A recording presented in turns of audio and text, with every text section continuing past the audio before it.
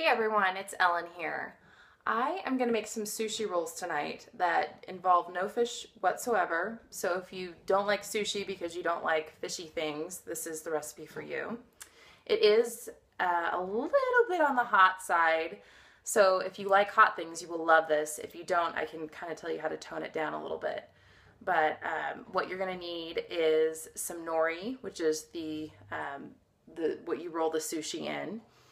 And you will need some cucumber, and I usually buy the English cucumber or they call it hothouse cucumber, and some sriracha, jalapeno, cilantro, and avocado. That's what goes into the roll, and it really is pretty easy to make. You will also need some rice vinegar and some sushi rice. You can also use brown rice for this, and it's very helpful if you have a rice cooker.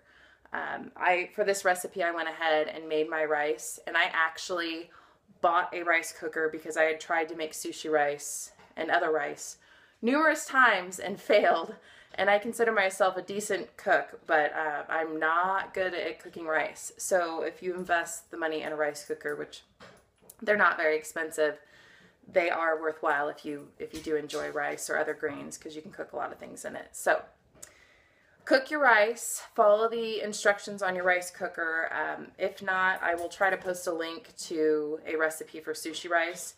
And when I made mine, I put a little bit of salt in and a little bit of rice vinegar, and I didn't measure it. But again, I'll try to put the recipe in the details under my video so you can figure out how to make sushi rice. So let's get started.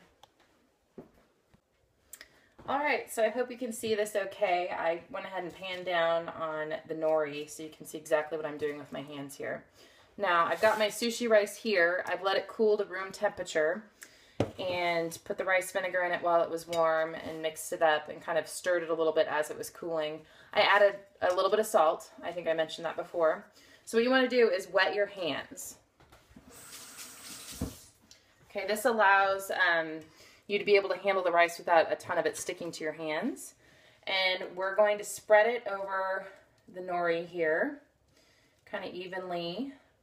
You want to leave a little bit of room towards the back edges so that I'm going to roll it this way. So I want a little bit of room on those edges. That's fine. But I want to go clear to the edge on the sides here, like that. And it will stick a little bit to your hands if you keep wetting them. That will help a lot. Kind of spread it around evenly.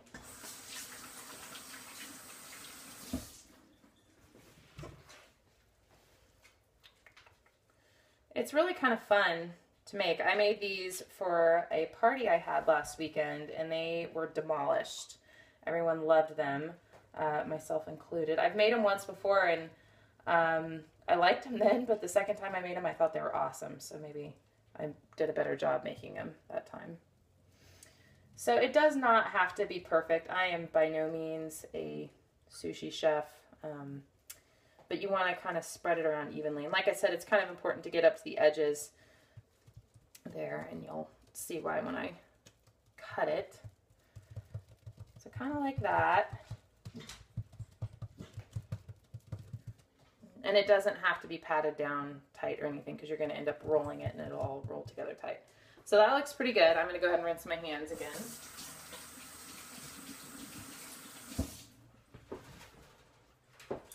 Okay, now we start layering our ingredients in here.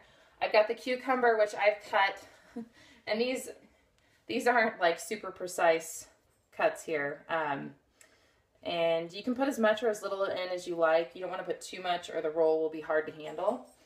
But put as much cucumber in there as you want. Now, I will tell you, if you let stuff stick out of the end, it makes it pretty for presentation when you go to serve it. And I'll show you at the end here. Okay, I've got plenty of cucumber in there, I think. That was kind of a big piece. I'm going to swap that one out.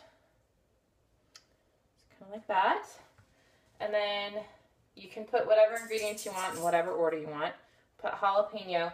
Now, the white part of the jalapeno, the pith right here, that is what is hot. It's not necessarily the seeds, it's the pith. So when you slice your jalapenos, you can see, here's a good example. This one doesn't have very much pith in it. This one does. This one's going to be hotter. So if you don't like hot, you can even pull that white part out, or just find a piece that doesn't have that much pith in it. Okay, I like things hot, so I'm putting lots of jalapeno in mine. You can spread it out a little bit more. Actually, we'll do that. Okay, and I cut it pretty thin. And again, you can cut it as thin or as thick as you like, depending on how hot you like it. All right, now we're gonna put some avocado in. And if you've never cut an avocado, what you do, you cut into it like this, and you cut around, there's the center in there. You're gonna cut around that, and then you're gonna twist it. Comes apart like that, okay? And avocados should be pretty, when they're ripe, they shouldn't be green, and they should be just a little bit soft to the touch. I don't know, you probably can't see me pushing it in there, but that's what it looks like when it's ripe. So we're gonna cut little slices in this. Let's see, about like that. I don't know if you can see that. You'll see it when I pull it out. So we're gonna cut just a few little slices in here. And then push the skin away just a little bit, kind of like that. Oops, sorry. Here we go. So you got a piece kind of like that. And probably about that thickness is good. If you get it too thick, I mean, if you like avocado, you can make it as thick as you want. You can put massively huge pieces of avocado in here if you want. But I'm doing them like this. So there we go. And you want it to cover the whole thing, so I'm going to use this third piece here. So there's going to be quite a bit of avocado in mine. So if you find little black spots, dark spots like that, you can just take your knife and little blemishes, cut away at it. What I'm going to do actually, since I have like a little space here, I'm just going to cut a little piece just like that. Okay. So notice where I placed my ingredients, or the inside of the roll here. I left a little bit of space here, but not a ton. And now I'm going to put my sriracha on, which I actually left in the fridge. So I'm going to grab that.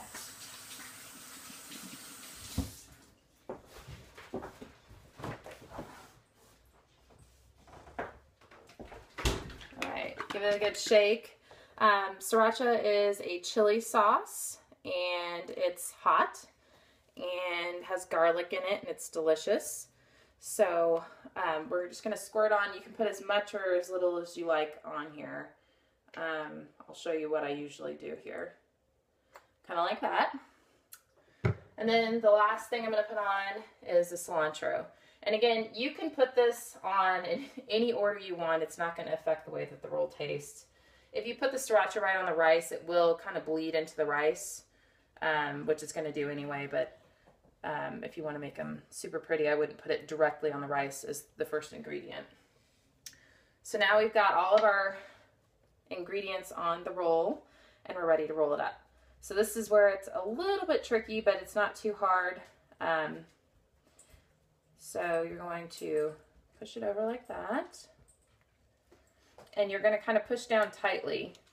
And I would recommend, which I don't have, a towel on hands. If you do get sriracha all over your hand, you can wipe it off. So notice how I'm kind of pushing down here, and you can see that the end of my wrapper paper is almost to the rice, and that's perfect. And we're going to roll it over, and you're going to kind of put a little bit of pressure on it as you roll it over, and roll, and roll, and roll. Okay, and squeeze it kind of tight. Make sure everything is in there. Okay, so that's what it ends up looking like. Looks pretty good. So we can get rid of that. I'm gonna bring this over. Get rid of this avocado that we cut away. And now we're gonna cut our rolls here. And about this thickness is good. So you'll see here when I cut this first one, this makes a great appetizer. Like I said, for my party, that's what I did. So I could have made stuff stick out of the end of this roll. Like when I laid it out, I could have stuck it out a lot further. And depending on what ingredients you put in your roll, it can be like, when you set it down like this, it's like a little flower or a pretty presentation. And I didn't do that with everything. So This is what it looks like on the inside. And they're the perfect bite-sized pieces here.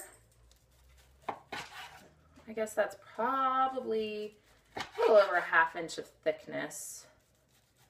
Maybe 3/4, just depends. And if you put a lot of filling in here, the roll's going to be bigger, so you might want to slice them thinner because you want them to be bite-sized so whoever's eating them isn't, you know, things aren't falling out of their mouth. And I cut that one a little bit unevenly, so this one's pretty big honker. So there you go. And you can just eat them like this. If you want to add extra cilantro, or put like a jalapeno with a dollop of sriracha on it, you can to make the presentation better, but they're pretty good.